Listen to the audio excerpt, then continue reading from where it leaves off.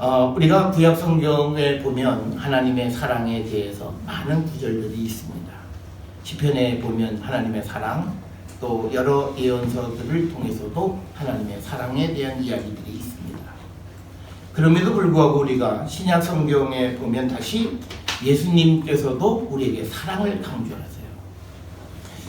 그러면 이게 구약에서 말하는 사랑과 신약에서 예수님이 말하는 사랑에 무슨 차이가 있나라는 생각을 우리가 할 수도 있어요. 그런데 신약에서 예수님의 사랑은 항상 그 공통적인 것이 있는데 그것은 십자가의 사랑을 얘기합니다. 그러니까 구약과 신약의 가장 큰 차이는 똑같은 사랑을 얘기하지만 이 신약 성경에서 말하는 사랑은 예수님의 십자가의 사랑을 우리에게 이야기합니다. 그렇다면 우리는 이 십자가의 사랑이라는 것이 과연 무엇이냐라고 하는 것을 우리가 한 번쯤 생각해 보셔야 되는데, 십자가의 사랑이라고 하는 것은 예수님께서 십자가에 돌아가시기까지 순종하셔서 우리에게 새롭고 영원한 약속을 세워주신 거예요. 그 약속의 내용은 우리를 구원해 주시겠다는 약속입니다. 그런데 이 새로운 사랑의 가장 큰 특징은 뭐냐면요, 새롭다라고 하는 거예요. 그러니까 뭐가 새로운 거냐라고 하는 거예요. 그러니까 구약에 나와 있는 예수님의 사랑, 그리고 하나님의 언약이 수없이 많이 기록이 되어 있는데, 특별히 예수님의 십자가를 통해서 우리에게 가르쳐주는 사랑과 언약은 어떤 특징이 있느냐, 무엇이 새롭냐라고 하는 것, 그것을 이제 우리가 한 번쯤 생각을 해보시고, 이것은 곧 왜 예수님이 이 땅에 오셨는가라고 하는 그 질문에 대한 대답과도 같은 거예요. 우리가 예수를 믿고 신앙생활을 하고 또 누구에게 복음을 전할 때 왜 예수님은 오셔가지고 왜 좀 더 복잡하게 만들었냐, 그냥 다른 종교들처럼 신이 하나 있고 그냥 우리가 그 신을 섬기면 됐지, 왜 중간에 또 예수님은 뛰어들어가지고 우리가 믿는데 복잡하게 됐고, 도대체 예수님은 누구고, 뭐 삼위일체라고 그러고 같고 다르고 같고, 뭐 이게 도대체 무슨 얘기냐라고 하는데, 오늘 우리가 예수님의 이 새로운 언약, 새로운 사랑의 이 새로움의 주제가 무엇인가를 우리가 한 번쯤 생각해 보셔야 되는데, 오늘 우리가 함께 읽은 예레미야 31장 31절부터 34절에 보게 되면 새 언약이라고 하는 표현이 등장을 합니다. 우리가 성경 가운데에서 이 새 언약이라고 하는 말이 전부 8번 등장해요.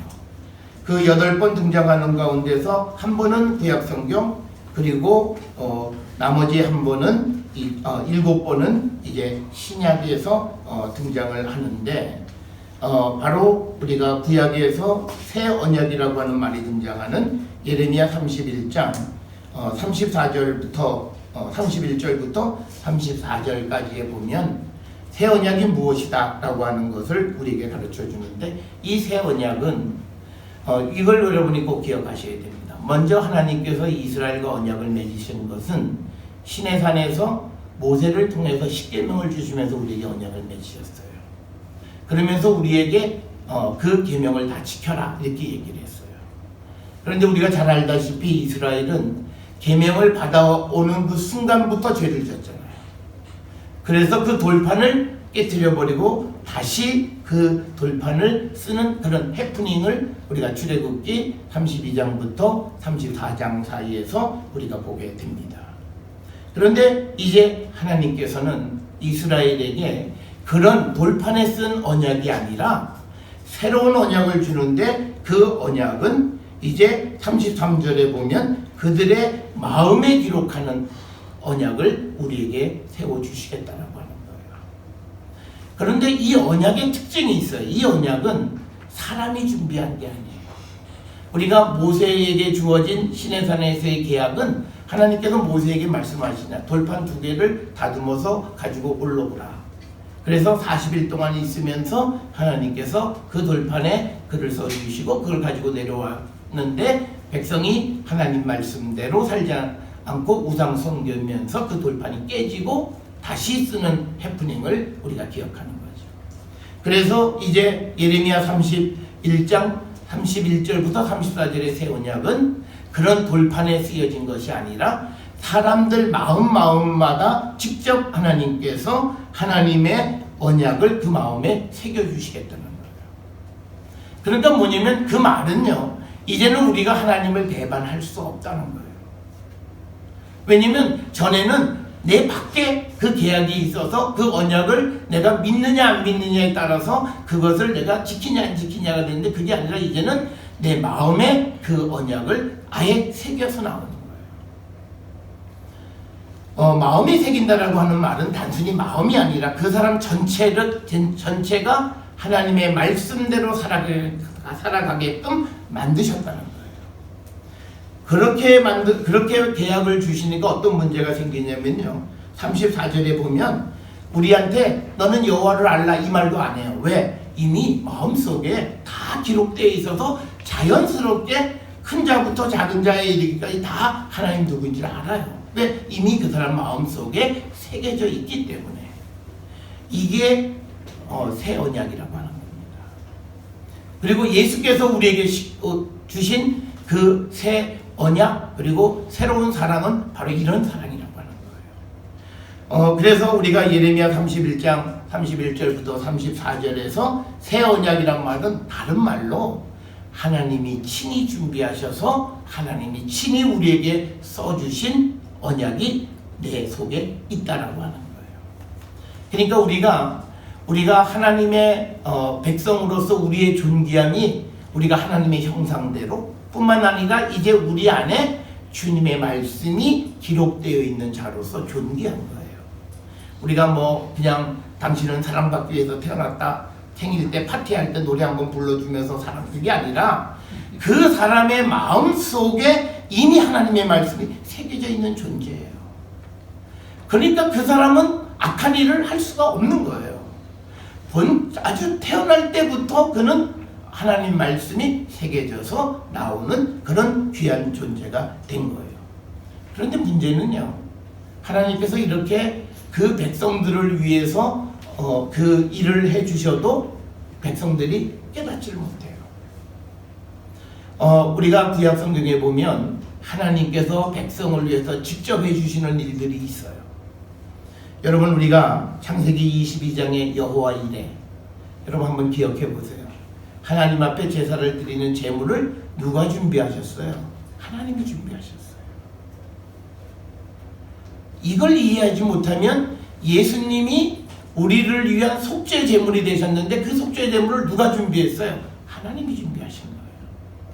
그래서 하나님이 예수님을 이 땅에 보내시고, 그리고 그분이 십자가에 달리심으로 그래서 많은 사람이 구원을 받게 하신 거예요. 그러면 이 제물을 준비하신 분은 누구냐? 하나님이세요. 뿐만 아니라 하나님은 우리가 에스겔 11장 16절에 보면 이스라엘 백성들이 바빌론 포로로 잡혀가고 성전이 다 무너져 내렸어요. 예배 드릴 데가 없잖아요. 그런데 그때 하나님은 이제 이스라엘 백성이 있는 곳으로 가서 그들의 성소가 되어 주셔서 그들의 예배를 받아주세요. 원래는 어떤 예배가 드렸어요? 이스라엘 사람들이 예루살렘으로 모였잖아요. 적어도 1년에 3차례, 6월절, 7절절, 초막절, 이때는 예루살렘으로 모여서 하나님 앞에 예배, 하나님이 당신의 이름을 두시려고 택한 예루살렘에 모여서 11조도 드리고 예배도 드리고 다 모인 하나님이 정하신 곳으로 오게끔 되었는데, 이제 이스라엘 백성이 예루살렘에 올 수 없는 상황에 되어졌을 때 하나님이 이제는요, 왕진 서비스가 하시는 거죠. 가방을 들고 직접 찾아가시는 거예요. 그것이 다 뭐냐면 하나님이 백성을 극진히 사랑하신 거예요. 그런데 앞에서 말씀드렸듯이 백성들이 이 하나님의 사랑을 모르는 거예요. 언제까지 몰랐느냐? 예수님 오실 때까지 모르는 거예요. 그래서 예수님 당시의 유대인들은 자기들이 잘난 척하고 살았던 거고, 자기들이 최고인 것 같이 알고 살았던 거예요. 그래서 이제 예수님이 언제 그들이 그걸 알면 예수님이 오셨을 때도 몰랐어요. 이 땅에 오셔서 십자가에 달리셔서 부활 승천하신 다음에서야 이게 하나님의 사랑이었구나를 그제서야 깨닫게 되어진 거라는 겁니다. 여러분, 그래서 우리가 예수님께서 십자가에 돌아가시기까지 이 사람들은 하나님의 사랑이 어떤 것인지를 알지 못했어요. 하나님께서 그 말씀을 그 마음에 새겨주셔도 그게 어떤 의미가 있는 줄도 모르고 그냥 자기 마음대로 살아가는 거고, 그리고 바벨론 포로로 잡혀간 그곳에서 그들의 예배를 다 받아주시는 그 사랑을 베풀어 줘도 하나님이 자신들을 사랑한다라고 하는 그걸 조금도 이해하지 못했어요. 그 이유는 딱 하나예요. 예수님 당시 시대에 유다가 로마의 식민지였잖아요. 그러니까 역시나 뭐예요? 하나님의 사랑을 기억하는 게 아니라 나 힘들어 죽겠는데, 하나님 나 힘든데 나 좀 어떻게 좀 해주셔야지, 왜 이렇게 우리를 고통 속에, 선민이라면서요? 그런데 왜 이렇게 고통 가운데 있어? 그러면서 하나님의 사랑을 알지 못했어요. 그러니까 그들은 자기 우월주의에 빠져있는 그때에 그들이 이제 예수님께서 이 땅에 오신 그 일을 통해서 그 십자가에 달려 돌아가시고 부활 승천하신 후에야 그것이 하나님의 사랑이었음을 알게 된 겁니다. 오늘 우리가 함께 읽은 히브리서 5장 1절부터 10절, 특히 5절로부터 10절에 보면 예수님의 십자가는 뭐냐? 두 가지로 설명해요. 하나는 하나님이 우리를 위해서 준비하신 거고, 하나님이 준비하셨는데, 또 하나는 예수님이 그 하나님의 그 준비하신 것에 순종한 거예요. 그래서 달려 돌아가신 거예요. 그래서 이 십자가는 우리에게 무엇을 가르쳐 주냐면 순종을 가르쳐 줘요.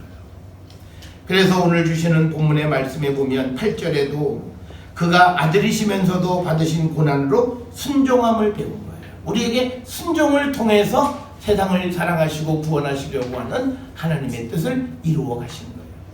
아마 예수님이 아버지 난 못 죽어요. 왜 날 갖고 그래요? 저기 유다의 저 제사장들 잡아다가 어떻게 들이든지 하시지? 아니면 아브라함 때처럼 어디 다른 양 잡아서 하시지 왜 하필이면 난 못해? 아니 그렇다면 하나님의 계획은 달라졌을 거예요. 그러나 예수님은 순종하셨어요. 그래서 예수님은 오늘 우리에게 주시는 말씀에 보면 9절에 이렇게 돼 있어요. 자기에게 순종하는 모든 자에게 영원한 구원의 근원이 되신 거예요. 예수님은 누구에게 구원의 근원이 되시냐면 예수님에게 순종하는 사람들의 구원의 근원이 되세요. 그러니까 예수님은 당신이 아버지의 뜻에 순종함으로 십자가에 달려 죽으셨고 그것을 완전히 이루셨기 때문에 누구를 구원하시냐면 예수 그리스도에게 순종하는 자들의 구원의 근본이 되어 주셨다는 거예요. 그래서 여러분, 우리는 이 십자가를 바라보면서 배워야 될 것 중에 하나는 순종하는 거예요. 순종함으로 우리가 하나님의 구원을 선물로 받는 거예요. 여러분, 우리가 할 말이 많잖아요. 그런데 많아도 말을 절제하고 우리가 그 하나님의 구원에 우리가 순종하고 말씀을 따라가는 거예요. 얼마 전에 어느 우리나라 전직 대통령이 할 말이 많지만 말을 절제하겠다, 그런 거예요. 그런데 오늘날 우리는 할 말 다 하고 살아요. 할 말 중에서도 사람이 입으로 내면 안 되는 말이 있어요. 나쁜 말은 그 사람이 인격을 드러내잖아요. 그런데 요즘은 댓글에다가 그냥 익명성, 근데 사실은 익명성 아니에요. 그거 뒤져보면 누군지 다 알잖아요. 거기다가 욕설을 하고 다 하잖아. 그러니까 해서는 안 되는 걸 넘어서서까지 우리는 할 말을 하고도 부족해요. 이게 우리의 문제예요. 그러니까 우리는 순종함이 없어요. 내 뜻과 다르면 기어이 꺾어버려야지. 저 사람도 무슨 생각이 있겠지. 그런 생각이 전혀 없잖아요. 그러니까 우리는 순종함이 없어요. 그런데 예수님이 뭐라 말씀하시냐면 우리가 자기에게 순종하는 모든 자들의 영원한 구원의 근원이 되시는 거예요. 그러니까 여러분 예수님에게 순종하세요? 그 순종하지 않으시면서 나는 구원의 확신이 있단 말 하면 그거는 거짓말. 오늘 좀 맛있는 말씀이 그렇게 돼 있잖아요. 자기에게 순종하는 모든 자에게 영원한 구원의 근원이 되시는 것이에요. 그러니까 뭐냐면 우리는 예수 그리스도에 순종하는 삶을 사는 거예요. 그래서 우리가 예수 그리스도에게 순종하고 예수 그리스도를 따라가는 그런 성도의 삶이 무엇이냐, 거기에 대해서 우리에게 요한복음 12장 우리가 읽은 20절부터 33절의 말씀에 자세하게 우리가 기록이 되어 있습니다. 그러니까 명절에, 아마도 그 명절은 6월절이었을 거예요. 헬라인 사람들 가운데서 이제 예수를 알게 된 사람들이 와서 이제 빌립에게 이제 예수님하고 좀 만나서 얘기하고 싶다, 이렇게 예수님께 여쭈니까 예수님이 이제 때가 됐다. 그러니까 인자가 영광을 얻을 때가 됐다. 그건 뭐냐면 예수님이 십자가에 달려 돌아가시는 거예요. 그런데 예수님이 십자가에 달려 돌아가시는 그때는 영광의 때예요. 왜? 많은 사람을 구원하는 때라는 거예요. 그러니까 여러분, 우리가 만약에 누가 어디가 아파서 의사가 이건 수술하면 나을 수 있어요. 그런데 수술이 조금 어렵습니다. 한 15시간 수술해야 돼요. 그러면 15시간 긴 시간의 고난이에요. 그렇지만 그 고난은 나은다라고 하는 희망이 있는 거예요. 그러니까 뭐냐면 예수 그리스도의 십자가의 고난은 그것이 끝장나는 거면 그거는 절망이겠지만 그게 아니라 그 예수님이 십자가에 달리심으로 많은 사람을 살릴 수 있는 희망이기 때문에 예수님은 그때를 인자가 영광을 얻을 때라고 말씀하신 거예요.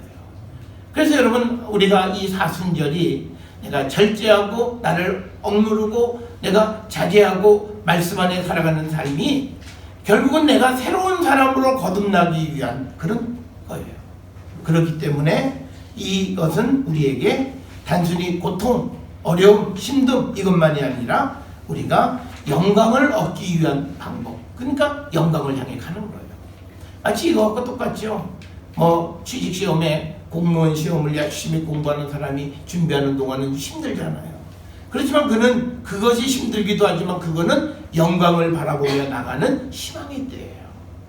그런데 그가 시험조차 보지 않으면 희망 없죠. 하루하루 지나가면 그걸로 끝이지 더 이상 희망이 없는 거예요. 그래서 예수님이 이제 사람들에게 말하는 것이 인자가 영광을 얻을 때가 왔다. 그러면서 예수님이 하신 말씀이 24절이에요. 한 알의 미랄이 땅에 떨어져 죽지 아니하면 한 알 그대로 있고 죽으면 많은 열매를 맺는다. 바로 이 말씀은 예수님께서 이제 십자가에 달리심으로 인해서 많은 사람을 구원하실 수 있다라고 하는 것을 말씀하시면서 너희가 나를 따르는 제자가 된다라고 하는 것은 한 알의 미랄이 땅에 떨어져 죽는 것과 똑같다고 우리에게 말씀하시는 거예요. 그래서 우리가 예수를 따르는 제자가 된다라고 하는 것, 우리가 예수님을 따르는 그런 백성이 된다라고 하는 것은 뭐냐면 우리가 죽는 거예요. 그러니까 우리는 이 십자가의 희생, 죽음, 그리고 잃어버림, 이것에 순종하라는 거예요. 그러니까 우리가 예수님이 우리에게 말씀하시는 게 지금 너가 나 믿으면 돈 많이 벌어 뭘 얻는 것을 얘기하시는 게 아니에요. 네 목숨을 잃어버려라. 너가 죽어라.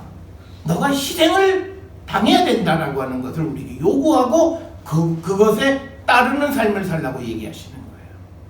이게 우리에게 굉장히 힘든 거죠. 우리는 얻는 거, 예수님 따라가기만 하면 복받아, 돈 많이 벌러, 출세해, 성공해, 그러면 뭐 얼마든지 따라서 순종하는데 예수님 오늘 주시는 말씀에서 보면 미랄이 땅에 떨어져 죽지 아니하면 한 알 그대로 있고 죽으면 많은 열매를 맺는다. 결국은 죽으라는 것이죠. 그리고 25절에서 자기 생명을 사랑하는 자는 잃어버린다. 그리고 이 세상에서 자기 생명을 미워하는 자는 영생하도록 보존하게 될 것이다. 그러면서 26절에 나를 섬기려면 나를 따르라. 나 있는 곳에 나를 섬기는 자도 거기 있으리니 사람이 나를 섬기면 내 아버지께서 그를 귀히 여기시리라 라고 하는 겁니다.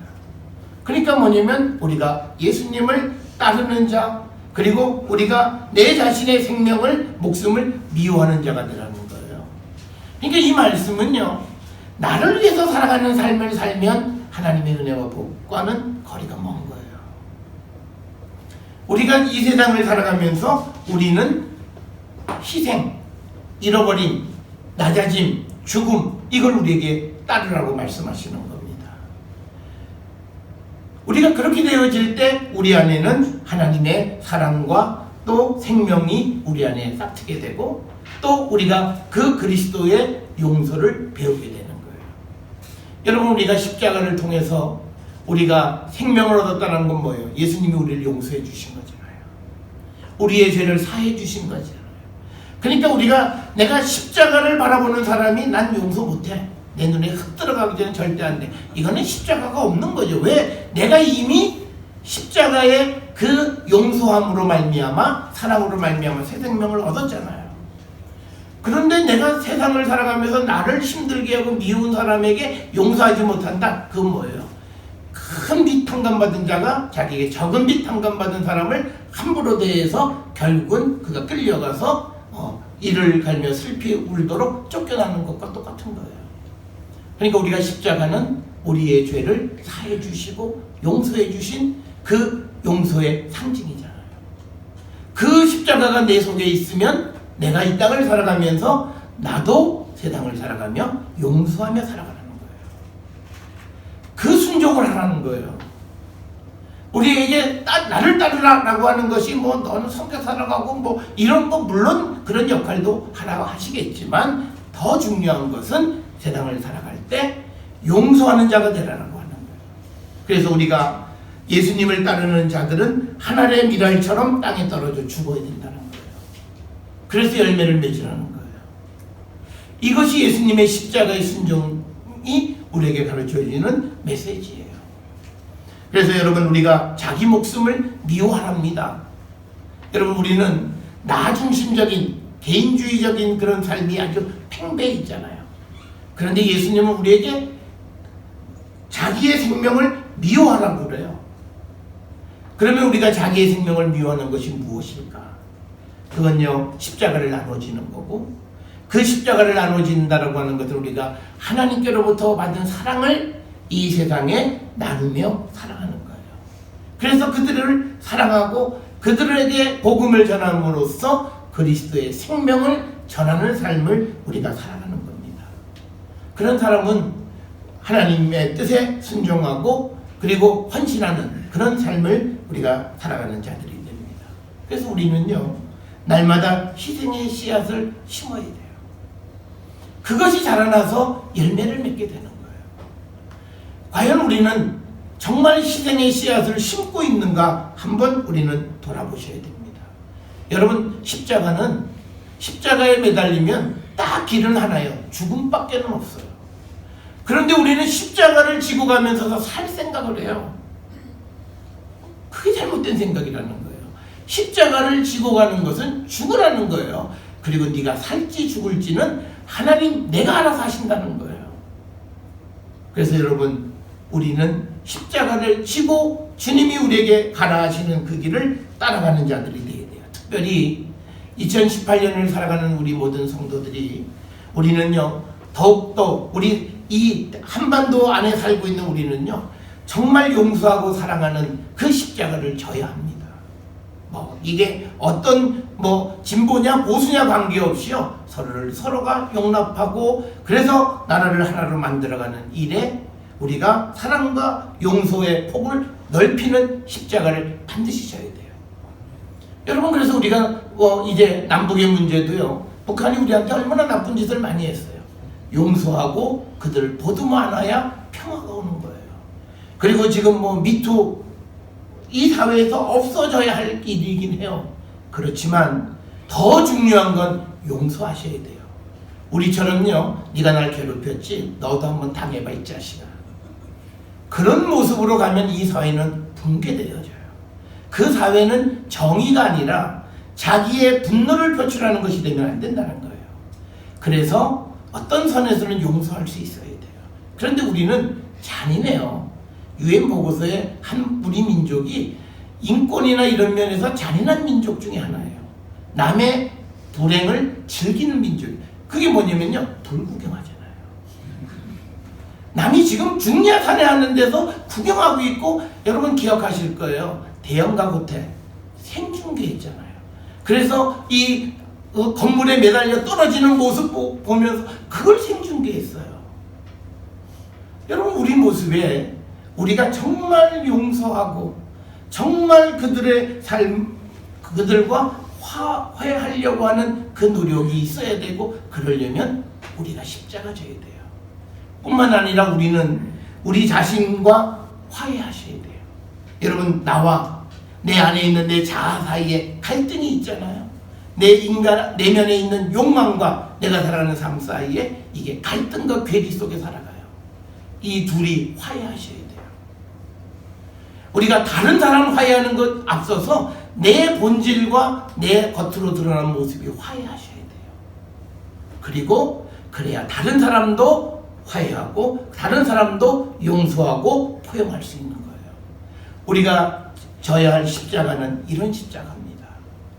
특별히 2018년을 우리가 살아가면서 이 사회 속에 여러 가지 힘든 일들이 우리에게 많을 때, 특별히 우리는 십자가를 지는 희생, 죽음을 통해서 이 사회에 있는 모든 이들을 포용할 수 있는 사랑, 이걸 우리가 배워야 하고, 그것을 배울 때 이 땅에 참 하나님이 원하시는 그런 하나님의 나라가 조금이라도 구현되어 갈 수 있다라고 하는 겁니다.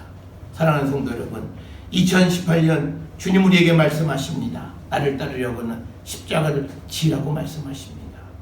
십자가에 예수님은 돌아가셨습니다.